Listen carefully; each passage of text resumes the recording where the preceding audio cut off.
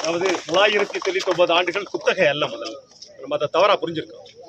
It's not lease, as a settlement. 999 வருஷத்துக்கு நம்ம குத்தகை போடலாம். ஆனால் 999 ஆண்டுகளுக்கு நம்ம என்ன செய்ய முடியாது? குத்தகை போட முடியாது. As a settlement. செட்டில்மெண்ட்டை நீங்கள் என்ன செய்ய முடியாது? ரத்து செய்ய முடியாது. குத்தகையை ரத்து செய்யலாம், செட்டில்மெண்ட்டை ரத்து செய்ய முடியாதுங்கிற நிலையில் கேரளா எடுக்கக்கூடிய ஒவ்வொரு ஸ்டெப்பும் உச்சநீதிமன்றத்தினுடைய தீர்ப்புகளுக்கு எதிரானது அப்படிங்கிறத அவங்க உணர்ந்துக்கணும். பதவி பிரமாணம், சத்திய பிரமாணம் எடுத்து தான் என்ன செஞ்சிருக்கிறாங்க? பதவிக்கு வந்திருக்கிறாங்க. அவங்க என்ன செய்யக்கூடாது? உச்சநீதிமன்றத்தினுடைய தீர்ப்புகளை மீறக்கூடாது. ஆனால் மீறி என்ன செய்யறாங்க? சுப்ரீம் கோர்ட்டுக்கு உத்தரவை மீறி இவங்க சுற்றுச்சூழல் அமைச்சகத்தை அணுகிறது.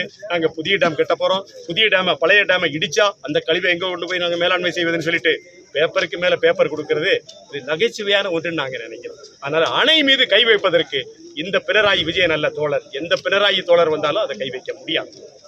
It's settlement. மறுபடியும் சொல்கிறேன், இதை லீஸ் நம்ம தமிழ்நாட்டு ஆளுங்க யாரும் சொல்லாதீங்க. அது ஒரு செட்டில்மெண்ட். அந்த செட்டில்மெண்ட்டுக்கு வரக்கூடிய எந்த ஒப்பந்தத்தையும் யாரும் ரத்து செய்ய முடியாது. மேலாக நாடு விடுதலை அடைந்ததும் அந்த ஒப்பந்தம் என்ன செய்யப்பட்டிருக்கிறது? புதுப்பிக்கப்பட்டிருக்கிறது. As a renovation. அது முடிஞ்சிருச்சு. அதனால இவங்க என்ன செய்ய முடியாது? இந்த டெமோக்ராட்டிக்கல் ஃபார்ம் ஆஃப் கண்ட்ரியில் ஏற்கனவே நாடு விடுதலை 52ஆம் ஆண்டு அது என்ன செய்யப்பட்டிருக்கு?